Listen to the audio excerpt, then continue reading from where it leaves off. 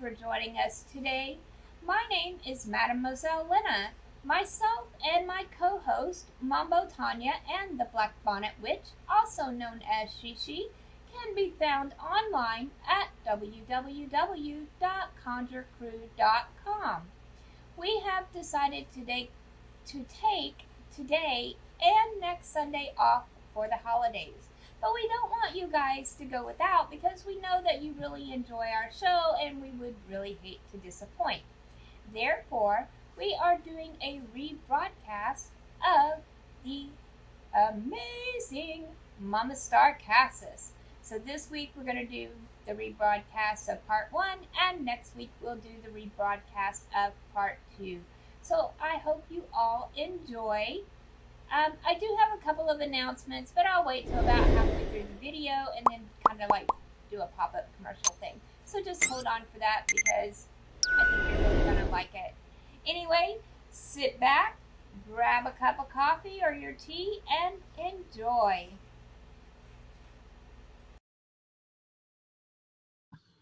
Well, you look good, Mama. Well, we are live, so let me see. Let me pull it up on Facebook. So everybody, I want to introduce. Really, she don't need any introduction. I really don't think you do, because I think you are bigger than life in the community for a lot of people. But we got Mama Starr. We got the owner of Old Style Conjure. She has podcasts. She has books. She co-owns Conjure New Orleans. She's been in the game since a lot of us were here. So, Mama, how long have you been in this? I know you pretty much. I've talked to you. I know you grew up in this, but how long for other people who don't know you? I became a professional worker where I worked for the public when I was 25, and I started word of mouth. So I had my in-house clients first before I ever knew anything about the internet. So I have some clients that have been coming to me for a good long while. Last year, I run into my very first paid reading assignment that I did for somebody. I charged her $5. Last year, I saw her in the store on her birthday. I was like, oh my God. And I needed that. I was like, oh my God. And I hadn't seen her in a while. Because, folks don't come unless they need something. Mm-hmm. When they need something, that's when that phone be's burning up. It's true. Yes. And I've been there where you've had people like kids and people that you used to help in the community will stop by and ask to come in for help. Yes. Yeah. They'll always say, I need to come and sit with you. They don't say they need work or they need this. They just say, I need to come and sit with you. And so they'll come. And so I have donated now. It was first this Monday and Tuesday to in-house, but now we're going to Friday too. So I'm only on long distance calls on Wednesday and Thursdays now. The rest of the time is for my in-house folks. Oh God, I didn't know you was bringing people over now, Mama. You taking them to the prayer house? Yeah. My clients, yes. Oh, okay. Mama, tell us a little bit about the prayer house, because a lot of people have bought candle burns and things like that. And a lot of them don't realize, because I talked to some people and they were like, well, they didn't realize you had a prayer house. They thought you were doing it in the shop in New Orleans. And I was like, no, she has a whole prayer house. Tell us about the prayer house. The prayer house is probably 12 years old, I think. And I started the prayer house because when I got online and started letting folks come here,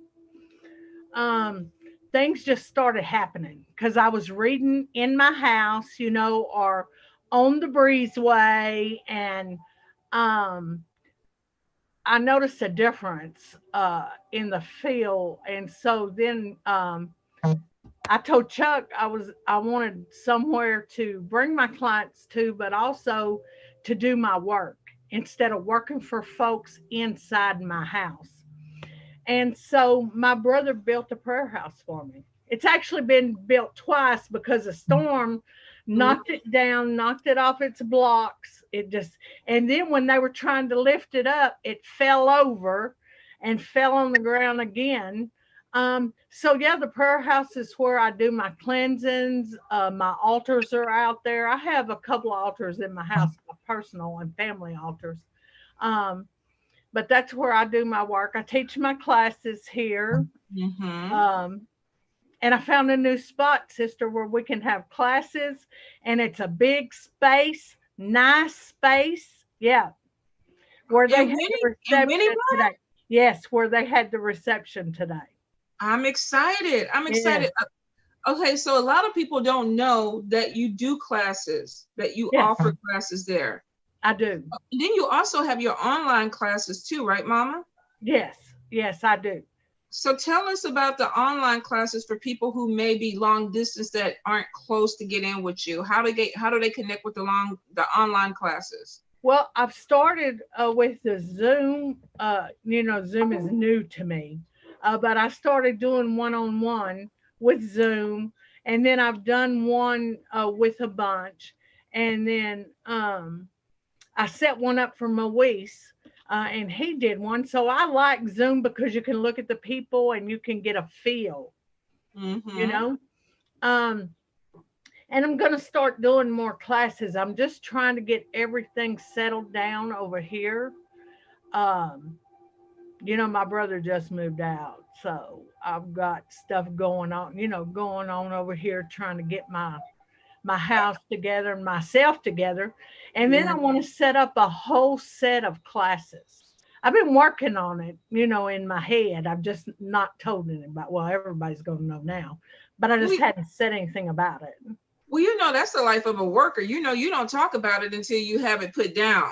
Because I Right, know right. how you are. Yeah, I know. that's how I am. I can be kind of tricky, but I've learned to be like that. I've had to be like that.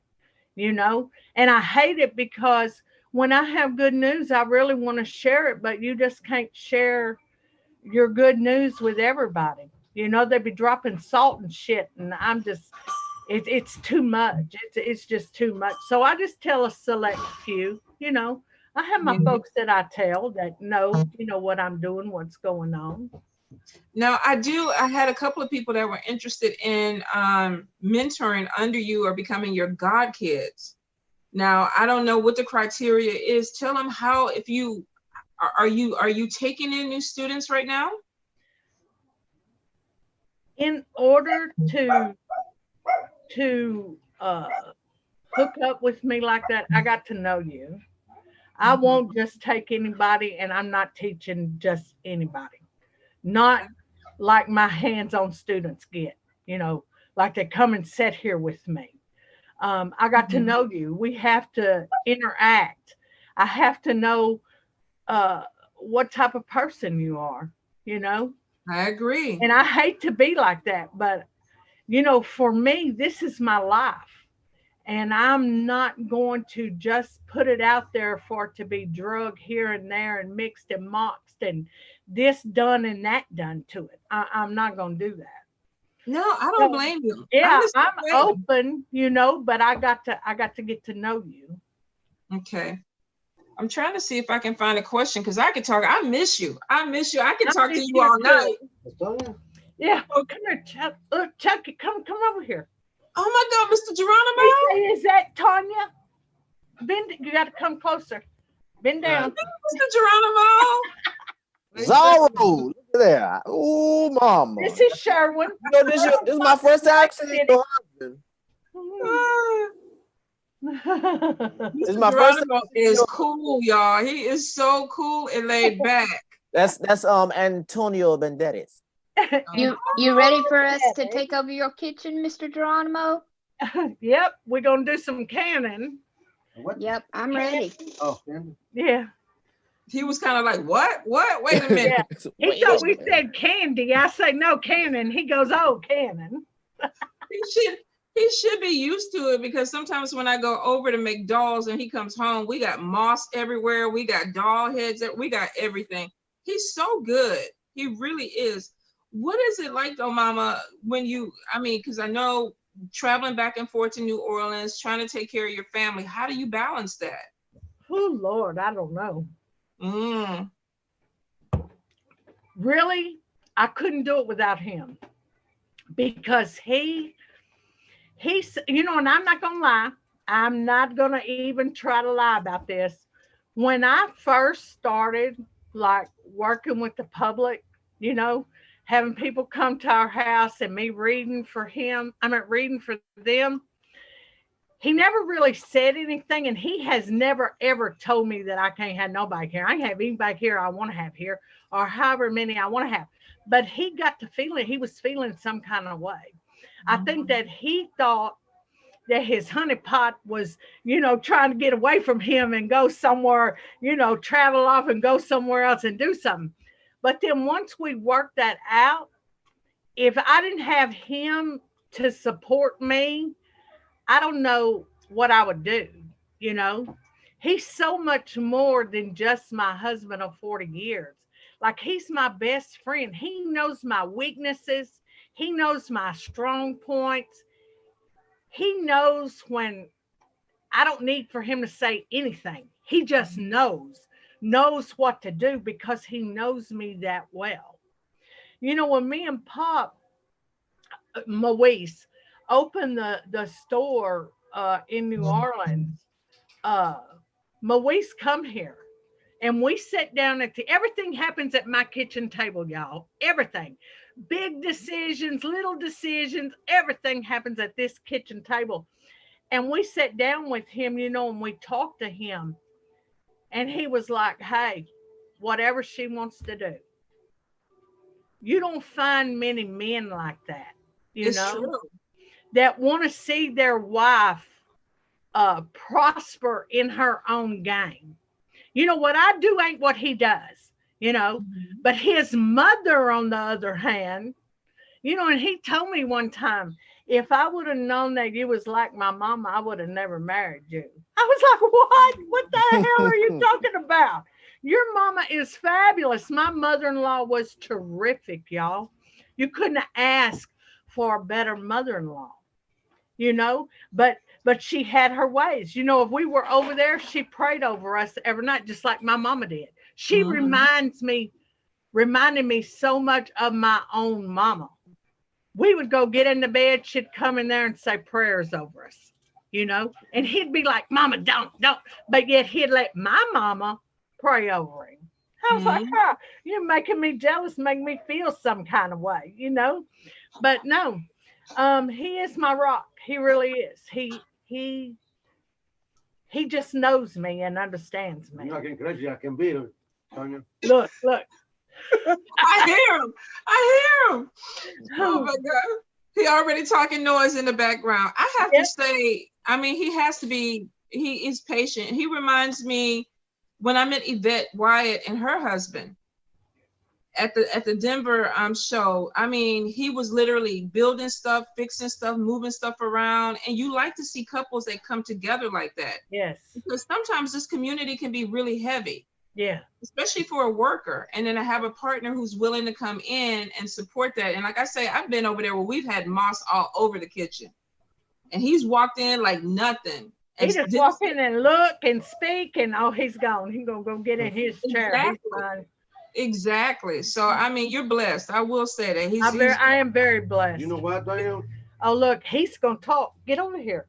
Because when I want to do something, look, bend down. You got to get in the camera. I can't. Oh, he won't get in the camera, but he's gonna talk. Okay. When I want to do something, nobody gonna stop me. Don't cuss. We have cussing on the show. Let him yeah, because he'll be talking some shit. Oh, yeah. Let him cuss. He'll go off. I tell you real quick where I like it is. This share one. I've been knowing him for a long time. Share. You like it or not, I tell you like it is. That's it. I'm leaving.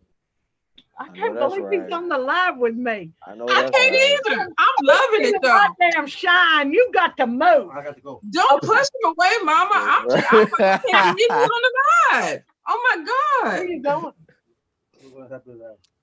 Oh, he's gonna go help his niece clean up the thing over there. Oh, well, tell him I'll see him soon. Miss Tonya says she'll see you soon. Well, I figured you divorced me. Oh, he said he figured you divorced him. No, he ain't getting rid of me. He ain't getting rid of me. I'm coming back. If I have to bring my mask and some gloves, I'm coming back. Oh, this Yeah, man. I never home. He said he's never home, Tonya. I'll be Oh, like, well, a we'll workaholic. exactly. We'll discuss that. We will discuss that. Now, Mama, I'm trying to see if you have any questions because I know Love you. All right. Love you. I want to talk about Conjure New Orleans because I know you just moved locations. We did. What is it, Mama? I keep calling the Fruit Loop Circle. Yep. Where's it at? Fruit Loop. That's what it's called. We are on Lord, I start to say domain. Got my mind going crazy. Yeah, we're on Bourbon Street, right across the street from the Clover Grill. We're between the two Lafitte's. Lafitte in Exile and Lafitte down on the corner down there. We're right next to Pagan Pride, right next door. I think it's either 709 or 907 Bourbon. Okay, I think I've been to Pagan Pride before, so I think I know exactly where it's at. Papa's already. Sister, it's where the old record player shop used to be at. You remember where they sold all those CDs and records and stuff? Yeah. I know where the Clover Grill is. We're directly across the street from Clover Grill. Mm-hmm. So has Papa already set it up, Mama? Is it open? Oh yeah, we're open. We are open. Moe's opened up. I think we've been open about 2 weeks now. Oh, okay. Slow, but there's not a whole lot of folks, in the city right now. But yeah, and have they opened New Orleans back? Not yet. No, they haven't. Not yet. Somebody was asking me the other day, when are you heading back to New Orleans? Because I know you've been gone for about a month. Well, shoot, almost 2 months now, huh? Yeah, I'm probably gonna go next month. Okay. Chuck don't want me going nowhere where I might, get sick or so. I can't say I blame him. He's looking after his baby. And Moise is like, no, you don't need to come over here yet. So I got 2 bosses, I mean, Papa got it. He got it. And then I think Duchess and Damon are down there with him too, helping him out. No. Yeah, I think they're down there. Oh. So I think that they may be helping him set up things. Let me see. I'm trying to see, Mama. Everybody was like, Mama Starr, and I'm not catching any questions on my end. No one asked anything yet. Mama, tell us a little bit about an old style conjure, because I know you are fully stocked. You got things ready to go. A lot of people thought that you put that on the back burner when you opened up Conjure New Orleans. Oh no. What you cooking over there? That's Jazz. That's Jazz. Jazz came in like a whirlwind. Woo, Jazz. I know. Love you, kid. No, old style conjure gonna be there until I don't know. Till somebody gets tired of running it. I think that I actually have a granddaughter that's gonna pick it up when I'm unable to run it anymore.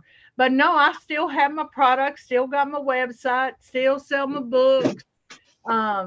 Nothing's really changed. I haven't done the monthly burn in a while, but I want to start that back up again. But it's just been so much going on till it's been crazy. It's been wild. And I've just been staying home because Chuck won't let me go nowhere. I go to the store, he calls me 4 or 5 times before I get home to make sure that I'm at home, and then that I'm okay. And I'm like, Jesus Christ, Lord, yeah, I'm good. But I'm not going anywhere really.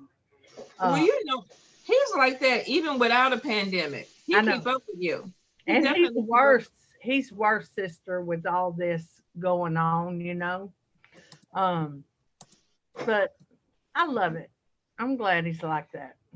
I can't say I blame him, Mama. I really can't. Let me see. Saran Adams is saying, can you guys come down to do classes? Oh, Saran wants to know if you could come down to our little red shop and do classes at some point. Oh, We'll talk about it. Once things get settled down, you know, right now he won't. I cannot go to Houston. He's not going to allow me to go. He's not going to allow me to go to Houston. And y'all, I say that if I really wanted to go, I would go. But some things is not worth arguing over. Oh, And yeah. and he is my husband, so I do what he wants when I want to. She says all of us. Oh, did she say Karen all of Adams. them? Yeah, she says all of us. Ah, well, shoot, anytime. Like Mama say, when things open back up. But I know you're busy. Let me get Rob Abbott has a question, Mama. Let me see. Okay. If it's appropriate, I have a question. A friend over 20 years had me a really hot pair of black Harley Davidson boots. Besides turpentine, what is another great way to properly clear these boots? Somebody gave him a pair of boots and he wants to know the proper way to clear them. Yeah, I think it's kind of hard to get turpentine nowadays unless you got the hookup for it. You can ammonia. Ammonia will clear everything out. You can put baking soda in there, and the baking soda will absorb anything that's there. Yeah. A mixture of baking soda, salt, and coffee will also absorb anything that's there. Okay. Or ammonia, you can wash the bottom of them with ammonia. But if it's a gift, then I would really, clean the inside also. Yeah. Okay. Even baking soda and vinegar. Yeah, baking soda and vinegar works also. Yeah, and just clean them down real good. Turpentine is fabulous, and my mama used to dress our shoes with turpentine. She'd also make us eat some on some sugar too Yes. to get rid Oh. of worms, right? Oh I believe yes. in you, right? Yep. I had to do that one time, and that was the most horrible stuff I have ever tasted in my life. Oh no, What? we had to do it twice a year. Twice a year. And then if my mama, like if you complained of a stomach ache too much, you had to get a dose of castor oil. Mm-hmm. With Yeah. Ugh. yeah. Yeah, and she stuck with them remedies. I'm telling you. We had that every year, twice a year. I don't know how we're still living. They Yeah, say that's turpentine is poisonous, but ugh, it's hey, nasty. we had it every year. We were tougher back then. You can't do that with these new people. You can't do No. that with these new kids. They can't handle it. You got to start them off. You got to start them off early. My mama, and I cannot stand Vicks to this day. Although Vicks is real good, it's good for conjuring, but I can't stand the smell of it. I don't want to be nowhere around it. Because my mama, if we got sick, she would lather us down with that stuff. You had to get under the white sheets. She'd put it on the bottom of our feet. You got to wear white socks. And she would take her finger, and I swear to God, to this day, I could see her dip it in there. And here, you got to eat that Vicks. I can't stand Vicks. My daughter, on the other hand, lives by it. She thinks that's the best thing in the world. But I can't stand it. Really? I love them. Oh, no. You can't deal with them? Oh, sister, I can't mess with no Vicks. Not at all. No. I say to eat it, to rub it. Shoot, some people even losing their bellies with it. No, my mama, that was her go-to thing. If you had a cold, if you had a sore throat, a sniffle, oh my God, no. Yep. Either that or we used to have that nasty ass 666. Yep, that cough syrup. 666 cough syrup. Yep. Oh my God, that shit was like hell in a bottle. That's why they put 666. Yep. But it cleaned out everything. It Oh, cleaned yeah. out everything. Yeah. Ugh. And you felt better. And I complain about her treatments, but we never went to the doctor. She always treated us, always took care of us. The only time that I really remember one of us having to go to the doctor was my brother older than me.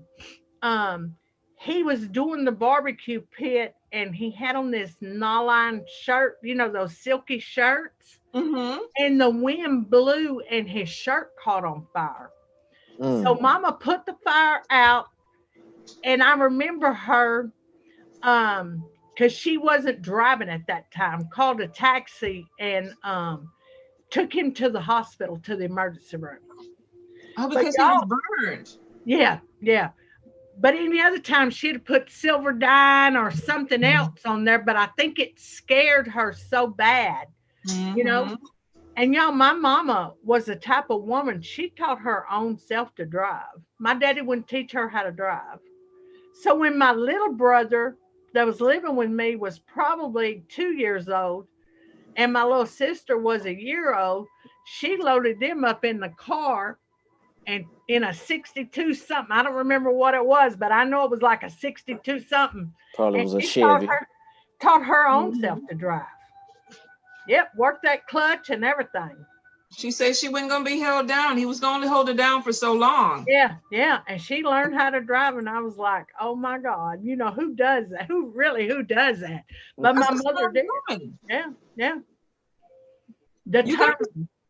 You have the same energy, Mama. Absolutely. You know you do. Let me get you a question though, because I want to try, because they're coming in. I think Tasha Cooper wants to know about working with the archangels. Now I don't know if you work a lot with the angels. I know you work a lot with the saints, but she kind of wants Saint Michael. You work with Saint Michael too. So I think she wants to know a little bit more of how to connect. How would she connect with Saint Michael? This is just my personal opinion. You know, opinions, everybody's got one. I just feel like that if you were going to try to work with let's say Saint Michael, then work with Saint Michael. Build that bond, or any spirit, your ancestors, anything. Build that bond first. More is not always better. So you build that bond with them and you get that connection. And I believe that not every spirit works with everybody, you know. So I would, if she wants to work with Saint Michael, he's pretty easy to work for. He's a great defender, great for justice. And I can't say that I've ever heard of him not working with somebody. I think he's one of those that will work with anybody, but don't underestimate him. Absolutely. Just because he's an archangel, don't be fooled into thinking that he's all sugary and sweet. And make sure, and this is petitioning any spirit, even your own ancestors, make sure that what you're petitioning for, that you really mean it, because there's no takebacks. Once those prayers and those words are out of your mouth, it's also out of your hands. It's true. I think a lot of young workers don't understand it. Well, I'm not even going to say young workers, because you got some older people that are coming into traditions too that, like you say, they underestimate certain spirits. And then sometimes you do have a lot of people that jump from this deity, this spirit, this Orisha, this Lawa, because they want the power, but they don't understand that there's conflict with some of these spirits. So you can cause more issues or more problems more than you're solving with it. So I agree with you. Saint Michael is very easy to work with. A lot of people, I had one lady say he only likes blue candles, where when I work with him, he takes red candles. Yeah. So I think you have to kind of get in with the relationship and develop a personal relationship to see what he wants from you.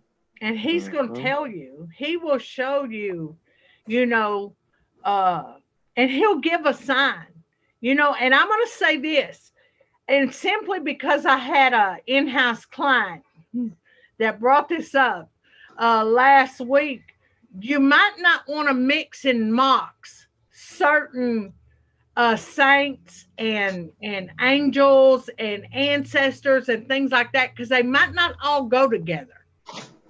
You know, you might not want to have them all in one spot together. True. You need to make sure that you know, that they can get along in their air together. Mine's all separated. Everybody has their spot. because I feel like they deserve their own spot, you know. Mhm. St. Michael is on the breezeway because I tried to put him in the prayer house. Nope, he's in the prayer house, but not totally in the prayer house. So he's on the breezeway. He's got that whole hot spot over there against Mhm. that wall. That's his spot, you know. And I've been working with him a lot these last couple of weeks. And last week I lit a justice candle when my mama came to me, and I lit his candle. Well, his candle went out, and that small justice candle just went out yesterday. It burned for I don't know, 6 days, I think, or 7 days. Hot, hot. And I thought it was out, and I went to grab it to put another one there.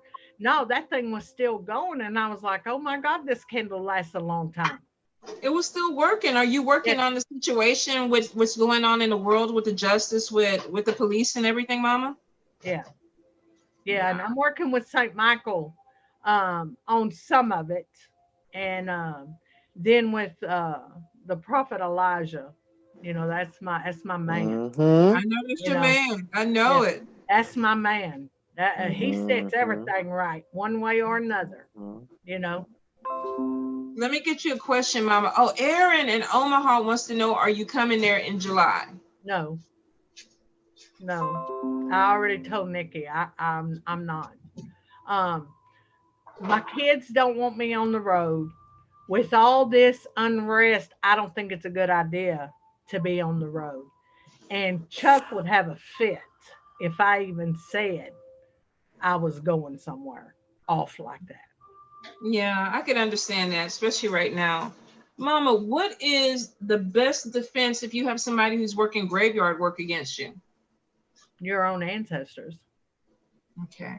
You're you know, a lot of folks, I don't think that a lot of folks really understand the power of their ancestors. Your blood is always going to know you, but your blood is always, and I mean always, going to take care of you. They will go after and drag somebody. But Mm-hmm. like my mama told me whenever I was a kid, spirits cannot open that door. And some folks might not believe this, but I believe it because this is what I've seen without you opening the door and inviting them in. They can walk with you and they can be there, but they cannot really interfere unless you invite them in, even True. though they are there all around you. You see? So your ancestors should be the first defense. That should be the first place you go for protection, for help of any kind. Mm-hmm. That's why it's so important that's why I wrote Working with the Ancestors. That's why I wrote that book, because I saw a lot of folks don't know about their ancestors back when I wrote that book back in 2007, or I don't know, whenever I wrote it. But folks don't understand the power of their dead kin. I think half of the people are afraid of them. You have nothing to fear from your blood. True. Nothing. You know, and everybody's family's got those ancestors that you're like, I don't know, you know, about Uncle Jimmy John or Jilly Jill or whatever. Well, you don't got to mess with them. You know, you invite the ancestors in that are willing to Mm-hmm. work with you, that are willing to help you. Because Mhm. It's there's nothing like your own blood standing beside you, battling for you. it's Mhm. true. You know, I always mess with my mama. You know, she jealous of you. She always tell me you got one mama, one mama. But I told her, because my mama's batshit crazy, y'all. I told her, I said, Mama, when your time come, I'm gonna have to give you a whole space. Yes. She don't play nice. And she don't play nice with other people. So I was like, you gotta have your own space. That is somebody that I could unleash Yes.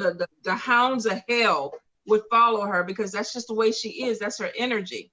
And you know, sister, that's true. Folks might not believe that, but that's the truth. When my mama passed, of course, I had her on my space. And then my daddy remarried, you know, the old story. And so then when my daddy passed, I tried to put them together. Oh no.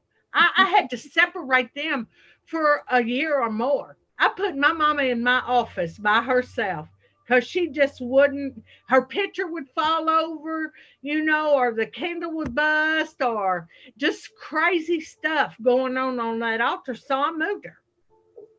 Then one Yeah. day I was in my office and her picture fell over, and I was like, well, Mama, you ready to go home? You ready to get in there with everybody else? And I put her there, and she's been there ever since. But some of them don't play pretty with each other. They don't like each other. If they didn't like them living, they're not going to like them when they're dead. That's We have true. to remember that. So true. Let me get you a question, Mama. Let's see. When looking for soul retrievers, what do you look for? How will you know? Oh, they want to know, do you do soul retrieval? I thought only shamans did soul retrievals. Yeah, that's I what. don't That's know what. anything about it. That's that's for shamans. You're gonna have to find a shaman. Either you're gonna have to look up, for one, look up Sandra Ingram. If you look up Sandra Ingram, she actually has a shamanistic directory where you can find a shaman in your state that does soul retrieval. Yeah. Say the name again. Sandra Ingram. Okay. Yeah, that's not something I know anything about. Yeah, that has nothing to do with conjure. That's shamanism. I'm a root woman. Now, if you want to know something about rooting, I can tell you. That stuff I know nothing about. Okay, so let me get you another question, Mama. Let's see. How long should one wait to add a dearly departed relative to your ancestor altar? Okay, so some folks will say you should wait at least a year. Some I've had elders tell me that you don't have to wait, that it's up to the spirit. So I would say that it's up to the spirit. And while we're touching on this, I also want to touch on something else. There was this thing going around. I don't know, it's probably been 10 years ago, but if it went around once, it's going to go around again, about folks not being able to put folks that are not their blood kin on their ancestor altars. So I'm going to say that is not true. My sister-in-law, and I wrote about her in the Ancestor book, was married to my baby brother, and she was also one of my students. And she passed with cancer. And before she passed, we had talked about it. And I have all of her working stuff here. My baby brother brought it to me because she wanted me to have it. And he just brought it last year, I think. But anyway, she wanted to be put on my ancestor altar. So I put her there. She wanted to be there. She was like one of my kids. So I think that it doesn't necessarily take and some folks may disagree with me, and that's cool and fine, because you know what? I don't give two buckets. But I just feel like that if you have that bond with someone, then you have that soul connection with them. They are your family. They don't have to be blood to be your family. You know, my mother-in-law was not my blood, but I bet you better don't nobody tell me that I need to take her down. Absolutely. My father-in-law was not my blood, but I bet nobody better not tell me I better take him down. That's true. I think about 4 or 5 people that were really close friends that protected me when they were living. So I put them on the altar. I asked for permission. Yeah, but you always ask, you know. Yeah, and this has been years ago when I heard this, but if it went around once, it's gonna go around again. So that's my opinion. That's how I feel about it. Well, you know, Yoda is going on the ancestor altar. Oh yeah. Yeah. You know, so I think really you have to think about who were the protectors for you in life. Yes. That's your people. Yes. So Laura Diaz wants to know, say you come from a shitty family who don't have your back, and maybe she feels like there's no connection to the ancestors. What do you do then? Okay, so here is our mid-video break. We will get back to the question just momentarily. I do have a few announcements to make. Once again, my name is Mademoiselle Lynna, and you can find me online at www.conjureknits.com. If you are watching on YouTube, please be sure to subscribe to my channel. Hit that like button, smash that subscribe button, and click on the little bell so that you'll be notified of when I go live or upload new videos. Now, with that being said, today I have uploaded the Leo, Libra, and Capricorn Terrascope for January 2022. So, if you are one of those signs and you want to watch the video, head on over to my YouTube. The link is in the description box below. Also uploaded today was the weekly forecast for December 27th through January 2nd, so make sure you check that out as well.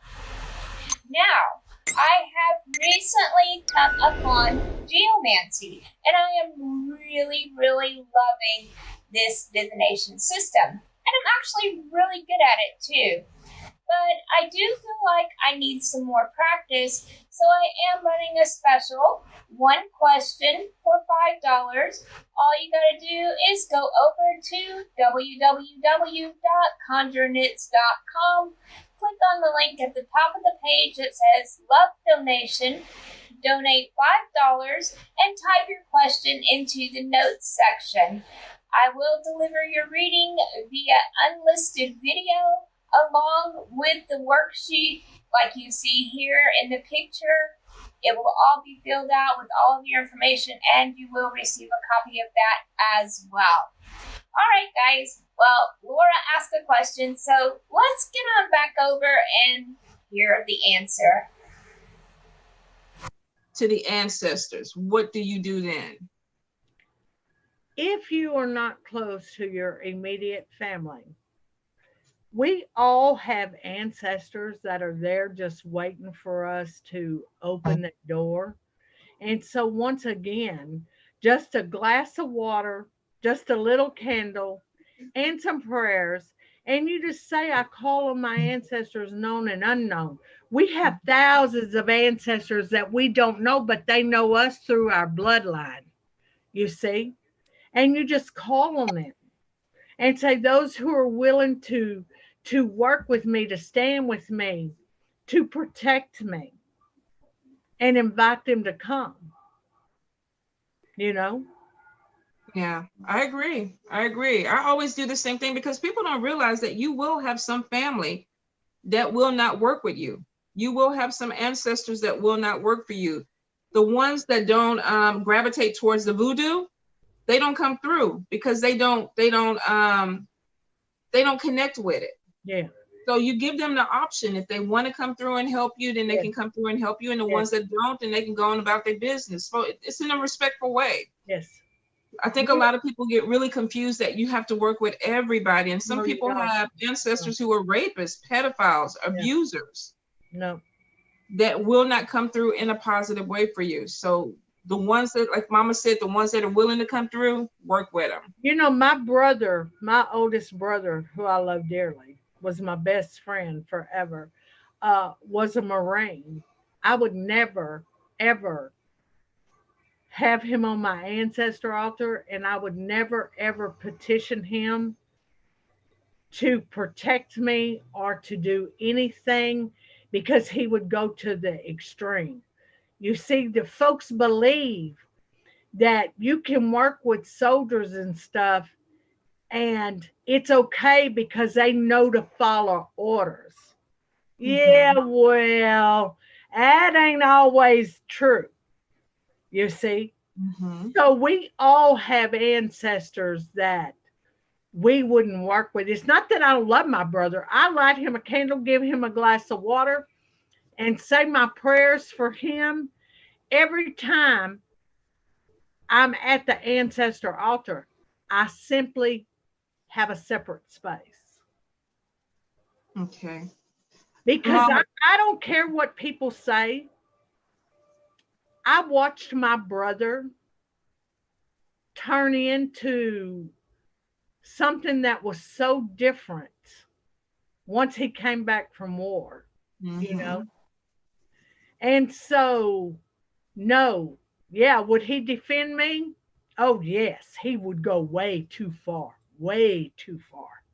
If he went too far living, he could go too far in spirit. Folks need to understand that spirits do not change. Just because someone passed away, they not changed.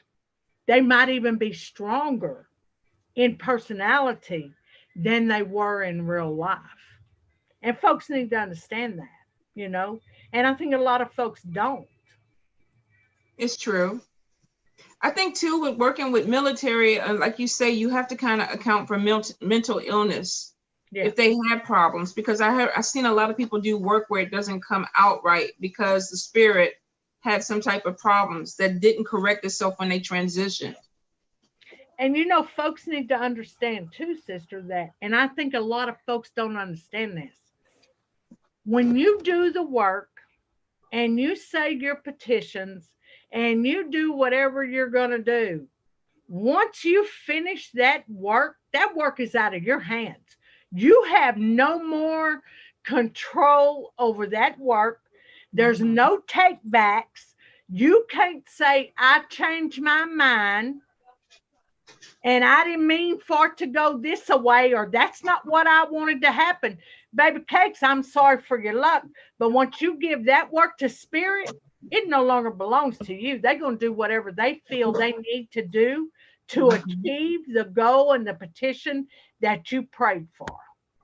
It's true. You remember, Mama, I was at your house one time and I told you I was going to put somebody in the graveyard, and you were like, are you sure? Yeah. Are you sure you want to do it? And I was like, yeah. Mama was like, no, you're not. Yeah. No. I was like, yeah. I remember that. You were like, don't do it because you might regret it. Mama, Saran says George Floyd is a cousin, and the 5-year-old that just died a month ago. She wants to know, how can she use their energy in her work? I never use the word use when I'm working with spirits. I will say working with them, and the best way to start to work with him and is to acknowledge him. If you are going to work with your ancestors or any spirit, you have to set up a flow of prayers, of talking to them, of getting to know them, and them getting to know you. And then once you have that bond, spirits will build a strong bond with you. And there's been times when I ain't had nothing but the words that come out of my mouth and I needed to pray, and boom, it was done. But you have to have that strong bond. So I would say set them a space up, say prayers for them, honor them as you would your ancestors, and just see how it goes. You know, I pray for him every day. Every day I sit outside on the breezeway with St. Michael, and I pray for him to have peace and to be at peace, for his spirit to be at peace and not be traumatized. I truly believe that when things like that happen, that it traumatizes the spirit. It changes the feel of them. You know, I ain't got no PhD and I'm not all this. I'm just speaking from words of working all these years, you know, and working with my own dad who have died in traumatized situations, you know.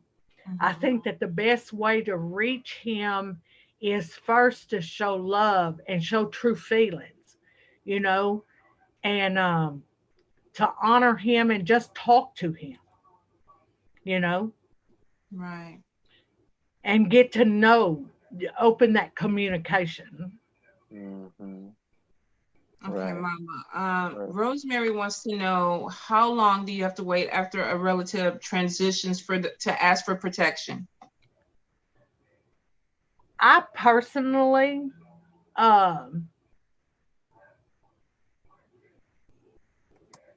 It depends on how they passed. It depends on the connection that I have with them.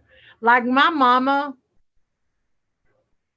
it was instant because I was so devastated. And my mama's been gone 30 something years, 33, 34 years. I've lost count because it still seems like yesterday. And I was so devastated by losing her that it was immediate for me. Like, and I could feel her presence. But my mama was gifted like that. And I'm not sure if there is a timeline. Some folks say a year, but I've had elders tell me that you don't have to wait a year. It's whatever you feel. You can always honor them. Work that bond with them. They'll let you know. But sometimes spirits I've found don't want to be bothered. Yeah. Like my daddy is more in the background unless it's something to do with one of his kids. If it's something to do with one of his kids, oh, you smell cigar smoke through this whole house. He's ready to get on it. Or one of his grandkids. But sometimes they don't want to be bothered. They don't want to work with you. Or it may just be special things like if they feel like you're in danger or they feel like you need them, they'll come. You can smell their perfume or just feel them. Mm-hmm. Sharon, you got some questions, babe? I just want Mama Star to tell them about the good old days back then in South Carolina. That was talk about in the old days, huh? Mm-hmm. Them tobacco fields. Mm-hmm. It's true because a lot of people don't know that you lived in South Carolina. My mother was born and raised not far from where Sherwin was born at. I went to school in Johnsonville, South Carolina. I keep my personal business to myself. For one, because I'm not going to put my ancestors and my people out there to make myself look good. If I can't make myself look good, then hey, it is whatever it is. But yes, I lived in South Carolina. My daughter was born in Florence, South Carolina. My people come from South Carolina. My mama was born and raised there. I used to go before I moved over there. I went every summer and spent the summers with my grandma. Well, my grandma worked in the tobacco. That's how she made her money. That's how everybody over there used to make their money. And so 11, 12, 13 years old, I was working in a tobacco barn, handing tobacco. And then I finally learned how to see, because you get paid by what you know. Stringing tobacco makes more money than handing tobacco. So once I learned how to string, I was on it. And that's something that you never forget that. Have you noticed that, Sherwin? You never forget it. I close my eyes and still see myself under that barn stringing tobacco or out in the field suckering it. That's a nasty job. Nasty. What is that? What is that, Mama? Suckers are the flowers that come up on the tobacco plants, and you have to break them off. Well, you see, that is nasty work. Your hands get all that tobacco juice all over it. But y'all, tobacco leaves now, you can do some work with that. You can get you a green tobacco leaf every once in a while. You might need it. And you roll that work up in that tobacco leaf. And as that leaf dries, the work just gets stronger and stronger and stronger. Thank you for that, Mama. You better write that down. y'all better take notes. You better take this. She dropping it. That's the way Mama does, though. Mama, you could be over there sweeping the floor, and she'll tell you something, and you'll be like, "Wait a minute, wait, let me remember. Let me get my phone out," because she does that. She drops like little jewels out. Yeah. That's how you learn. That's how I grew up learning. That was the best way to learn. You besides sitting on the porch with grandma, you have auntie and uncles, everybody sitting in the living room talking and stuff like that. And speaking of tobacco fields, my mama and them used to have a game where they would take the tobacco worm and they would take the yarn, the string that wrap the tobacco with, and they would cotton string. Yep, they would wrap it around the tobacco worm and snap it. And they said when they snap it, they could see the tobacco come out the worm. That was a game they used to play. Because it eats all that the leaves and stuff, so it gets that tobacco juice. Yeah. Yep. That was long. And you know, back then, for folks who don't know, you know, we were under that barn at 7 o'clock every morning. You'd get a break like at 10 o'clock. You get a nab and a Pepsi Cola. Hold you over till lunch, right? Then you go home and you'd eat lunch. Then you'd come back and you'd work again and get another little break with another nab of Pepsi Cola or moon pie. And then you finished your day out. That was the day. That was Monday through Friday. Sometimes on Saturday you'd have to work a half a day. It depended. But usually on Saturday, and I bet my folks over there in Sherwin, I bet you people still do this. On Saturday, they go to town. That's the time to go to Lake City and go shopping and get everything that you needed for the week. Because y'all, this is country. There's no grocery stores out here. You know, they had one little crossroad store, and that's where you went during the week for sodas or whatever, you Mary Jane's, whatever you wanted during the week. But that's it. It was one time to Lake City on Saturdays.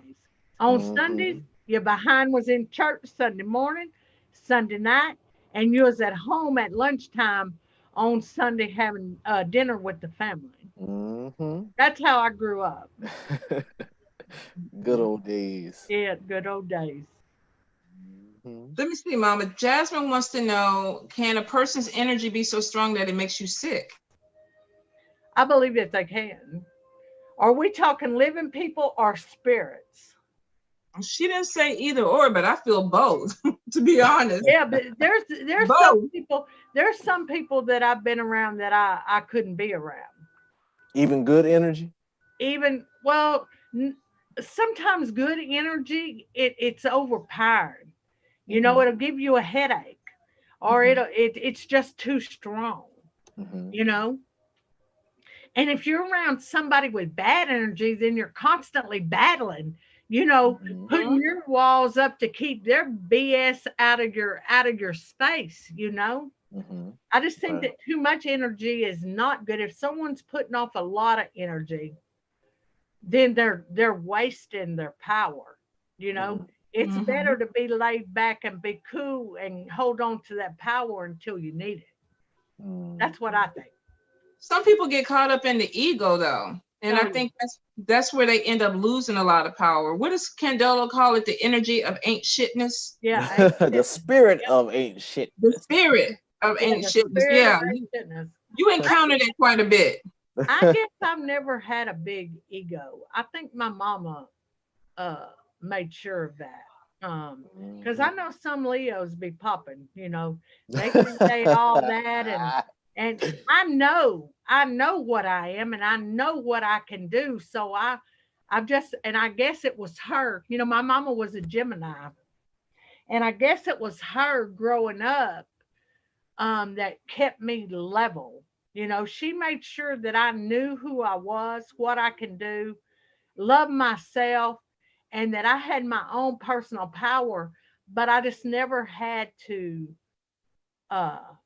I've never shown it, you know. And she always made sure that we took care of folks who are weaker than us. I've never been one to pick on somebody that is weaker than me. I won't even work against them, you know. I don't believe in it. That's how I was raised. I figure that they're going to be detrimental to their own self, and so I don't have to do anything to them. You know, I think it's a cowardly act if you purposely, you know, go after somebody who's weaker than you. No, because you already know. But I have to say, when I first met you, you were cool as fuck. Thank you. You were cool as fuck. I went in Conjure New Orleans, and you were sitting up there, and you had your hat on, you had your glasses on, you had your jeans with the holes in it. I was like, who is this woman? you had it going on. You still got it going on, Mama. Thank you. Let me see. Let me get you a question. Let me see. It's been so long. I only remember when I first met Mama Starr. It's been a long time. I think baby. you and Lynna have been knowing her for a long time. was Lynna been young. knowing for what, over 20 years. Yeah. Lord. I'm still the same. I don't change. Mm-hmm. I don't think I change. I think I'm still the same. Mm-mm. If I like you, I like you, and if I don't, there's nothing you ever gonna do to change that. That's a lost cause. But if I love you, Mhm. then I truly love you. Yeah, I will say you fair. It's either I like you or I don't like you. Yeah. Only thing that changes the hair color on both of us. Well, now I've kind of gone back natural, and I think I'm gonna keep it this way. I remember it was in 1998 I first met you. You have pink hair. Oh Lord, Lynna. She And went now we're way back back. to the natural color. It looks good. It looks good. Yeah, she done went full circle. Mama, Erin wants to know, she picked up your divination book and she wants to know, do you have some cards? I They go do. with the book. I do have them. I just haven't put them up yet. But I'm going to. I'm going to. Okay, you're gonna put them up on Old Style Conjure, Mama, or you gonna be Oh, selling yeah. them in Conjure? And we'll probably have some in Conjure New Orleans too. I haven't talked to Moise about it, but we'll probably carry some over there too. Okay. Let me see. I want to make sure I get everybody's questions in. The hat looks good, sister. Thank you. Well, you know, you created it, so I'm just representing. I was like, I got to put my hat on. It We looks got to really do good. this. Yeah. Okay, so let's see. Somebody wants to know, does money candle work needs to be done on certain days? Boy, here we go. Okay. Okay, so I can only speak for myself and speak for how I've been taught. So I personally work money whenever I need to, and I work by the hands of the clock. That's how I was taught. That's how I work. Uh, I don't really bother with the moon phases unless I'm planting or uh, a few other things that I do, I will pay attention. But most of the time, I'll strictly work by the hands of the clock. When the hands of the clock is going upward, that's to draw to you. When it's going downward, that's to remove from you. I do work with sunrise and sunset because that's what I was taught. When the sun rises, that's where you face to do your work, for your prayers to draw. When the sun's going down, anytime after 1 o'clock in the afternoon, that's when you can start doing work to remove things from you. That's just how I was taught. I wasn't taught uh, the planets and all that. I just wasn't taught. I mean, I know now because I've read it or seen it or someone's told me, but that's not how I was taught to work. I think, you know, you stick to what you know. Oh, yeah, I do. Yeah, I think it's the easiest thing. If you go into the planetary charts and things like that, and that's what you learned, it's easier. Yeah. But if they bought your books, you talk about that in a lot of your books. Yeah. Yeah. So, Mama, what is the latest book? Tell us about the latest book that you have out now. The latest book is the Conjure Divination book. Came out in November, I think. Joseph Bailey did the artwork in the book and the art for the deck of cards, which are fabulous. Oh, he's talented. He's extremely talented. You have the cards, Mama? I do. I forgot that my grandson was here the other night wanting to read cards. So I opened up a deck. So this is the back of the cards. Y'all can, yeah. Do I got her upside? Oh, no. This is the back of the cards. This is a 10 of hearts for open roads. And so it's basically the artwork that's in the book. And the cards tell their own story. The reason that I wanted to do a deck of cards like this is because I have never, I swear I think my ancestors have me blocked from memorizing tarot cards. And I know that I'm not the only person that can't read tarot. So I wanted, when I was doing that book, and Joseph was going to do the artwork, I wanted to do a deck where folks could just shuffle the cards, lay them out, and know what those cards were saying. Right. And so that's basically how the cards are. And they read true. I have to say they that they read true. They really do. If you have the book, you have to get the cards. You have to. They do read true. I opened that deck because my little grandson reads. And I had give him some cards, but he didn't have his with him the other night when he was over here. And so he wanted to lay out the cards. Chuck was kind of shocked because he was sitting at the kitchen table too. And so my grandson goes, Mama, you got your cards? And Chuck was sighing him. And I was like, yeah, grandson, I got some cards. And so I went and got them. And he sat there the whole time and watched him shuffle the cards, lay them out. And he was looking at the cards. And he was like, the next day he was asking about a woman. And I was like, how you know? How do you know what he was asking about? Oh, look at Mr. Geronimo. I know. Boy, talking about being secret, trying to keep his stuff on the down low and told himself. They always do, Mama. Yeah, I know. Always do. Gotta watch them. You have to. Let's see. Beautiful Design McIntyre says she's read your book and has learned so much. Mama, how many books do you have out? Altogether, I've written probably about 18, but I don't have them out. I don't have that many out because I'll pull them back when I feel like the work. And that's one good thing about me self-publishing. When I feel like the ancestors and the work is being abused, I'll pull that shit right back and don't print it no more. And I won't write about it. You know, because for me, this is all about the ancestors. This is my whole life. This is not something that I just picked up one day and said, ooh, I think I'm going to do this. I live this. Sister, you've been to my house. Lynna's been to my house. You know what I'm saying is true. Yes. I live this. This is my whole life. Everything I do, the way I raise my kids, my grandkids, my marriage, this is my whole life. My whole life. And I think sometimes folks feel threatened by that. You know, I'm not here to say that I'm all this and I'm all that.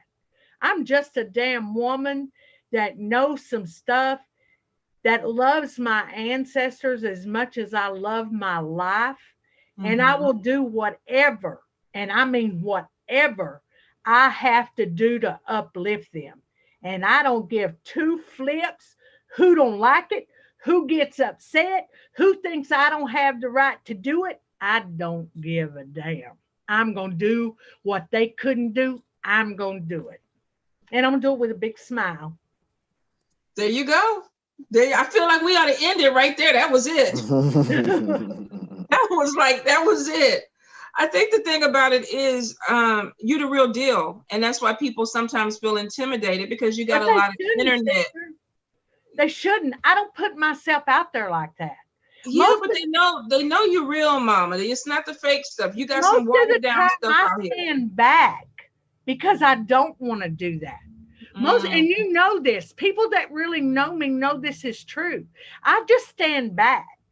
You know, I don't have to prove anything to anybody. I know who I am.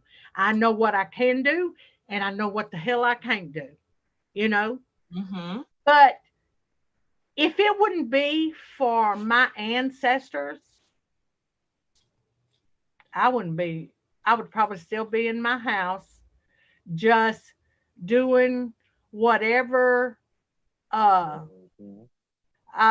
just being me.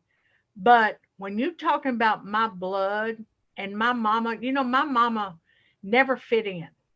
She was, my friends' mamas, You know, they never really messed with my mama. She was just different. So I'll be damned if I'm going to let her be caged up in that whatever the hell they thought of her. No, I'm proud of my mama. And I'm proud of every backwards thing that she ever said, that she ever did for me and my ancestors. So if you don't like Starr Casas, I'm sorry, baby, because this is not for you. It's for my ancestors, for my Right. mama, for my granddaddy, for folks that couldn't speak up for themselves. You see? Preach, preach. Oh, you know what, Preach. Mama? That's why I respect you, because you always, from day one, have talked about the ancestors and how much that you want to honor and lift them, and you've never changed ever. Won't As change. long as I've known you, you've been passionate about it, and I respect that. And you know, sister, I'm not going to change. And I've raised kids and grandkids and great grandkids that going to repeat the same thing I'm saying, because that's how they was raised. Yeah. That's a legacy, Mama. And you got to be proud of it. You have to be proud of it. Mama, Hugo Pinto wants to know, do you like to work in the graveyard? This is how I feel about the graveyard. I feel like that I'm very in tune with my dead kin. I don't go to graves of folks that I don't know unless I have been acquainted with them and got to know them. When I go to the graveyard, I'm very respectful.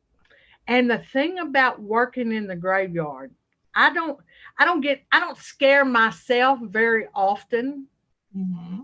But there was a time, it's probably been, I lose track of time because it seems like yesterday, but it's probably been about 15 years ago, might even be 20 years now. I don't know. There was an incident with my baby brother. Now, I'm real funny. You can mess with me all you want to, but you go messing with my man, my brothers, my kids, we have a whole nother issue, because then I don't care. It's over. So this old guy, his sons had jumped my brother, and I think I wrote about this in one of the books. And my brother got the best of them. He beat the hell out of them. Well, then their daddy was going to come after my brother, and the old man was in a wheelchair. And someone called and told me, my little brother called and told me, and he goes, "Hey, sister, did you hear about this?" And I was like, "No, I did not hear about this." He was scared. And so he told me, "Oh, I didn't sleep all night long. I got me a box, got me a wax doll. I worked that shit. That box was so hot, it would burn your hands." And I'm not kidding you. And I was like, "Okay, buddy, you want to mess with my family? Then I'm going to give you something." I went to that graveyard, and when I tell you, I was on it. I was on it. I was on my knees at my mama's grave. And then all of a sudden, it was just like somebody just let the air out of me. And I could hear her say, "You're not doing this. You don't have to do this." And I stayed there for a long time, just sitting there. And I still got that box. Trust me. You still got that box? I'll never get rid of that box. I won't ever get rid of it. It's upstairs in my office up there. I won't ever get rid of that box. Ever. I remember that story. Yes, that's I can't believe the truth. Can't. So after that, you know, my mama coming on me like that, I was like, because I realized the damage, I could have killed that old man in a fit of anger, you know. And then what? That would have been my responsibility. Right. So I'm very, very careful when I go to the graveyard. I mostly just go to clean the headstones, say petitions and prayers for my dead. Because you can't really play around with spirits. That's what I was saying. Once you do that work, it's out of your hands. You know, and if my mama, and I know it was her because I know the feel of my mama, if my mama wouldn't have come on me like that, I don't know what would have happened. I wouldn't have stopped. I can promise you I would not have stopped. I wouldn't have. Mama, Francis wants to know, what order do you recommend purchasing your book? I get asked that a lot. If you're not sure how to work with your ancestors, that would be the book that I would get first. I want to redo that book and go more in depth into it. Because I think that our ancestors should be the first spirit that we honor and that we get that connection with. Uh, because really that's our power and that's our protection, you see. So what more powerful spirits to have around you than your own blood, than your ancestors, Right. than the folks that walk with you, you know. The candle burning book is good. I just, when I write a book because I'm led by spirit to write it. Every book I've ever written, I've written it for a reason. You know, it's not like I say, oh, I'm ready to write a book. You know, let me write a book and put my name out there. That's not how it don't work like that with me. I can't just sit down and say, okay, I'm going to start this book and no, I don't write like that. You know, the first book that I ever wrote was the money book. And in order to be able to, and I want to touch on this too, because there's so many fables about the crossroads. And I say fables because folks will stretch things out and make things seem harder than they truly are.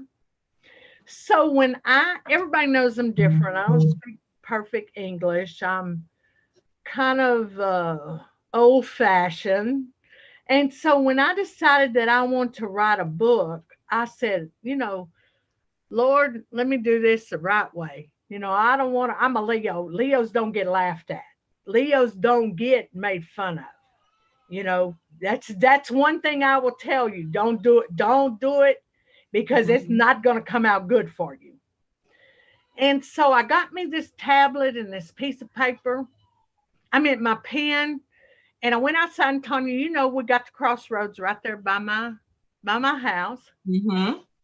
And at that time, there was a big old pecan tree, and then we got the big oak tree. This has been years ago. My baby was probably 14 years old then. He's a grown man, married, got kids of his own now. And I got that tablet, and I was like, okay, I've never done this, and I've read so much about this, and I don't even know what I'm doing. And this is what I'm saying to Spirit. And I was like, I don't know, and I don't mean no disrespect, but I want to write books, and I want to write in a way where folks can understand what I'm writing. And I still have that tablet. I don't know where I got it put, but I still got it. I stood out there for I don't know how long. It was so still. It wasn't a breeze blowing. Nothing was moving when I came to my senses, but I had all these pages that I just wrote like I was crazy. I get chills thinking about it now. So I gave an offering. Y'all, this is a lesson. Watch what you wish for. I gave an offering out there, poured a little whiskey. I come in the house, putting my shit up, and I was like, okay, let's see what happens. It wasn't long till it was like, you got to write this book. I could hear it in my head. You got to write this book. You got to write this book. You got to write this book. And I'm like, Jesus, I don't know what I'm going to write about. Something that you know. And because everybody needs prosperity. And see, that book was supposed to be a big workbook.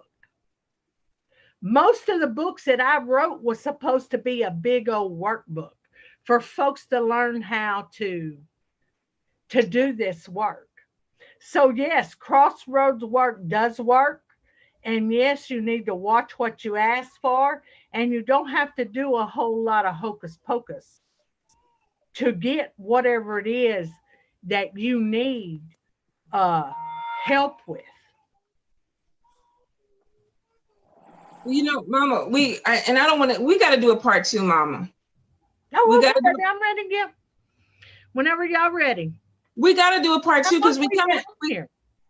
We an hour and a half, but I know Lynn has to do something else. But we got to do a part 2 because there's so much more. There's so much more that people want to ask. Yeah. So do a part 2 whenever y'all ready. Thank you for having me.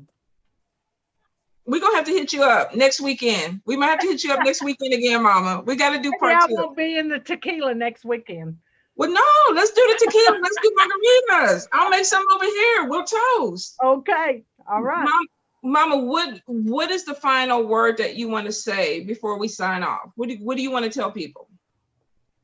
The one thing that I think that most folks don't understand is it's no big rush. Take your time.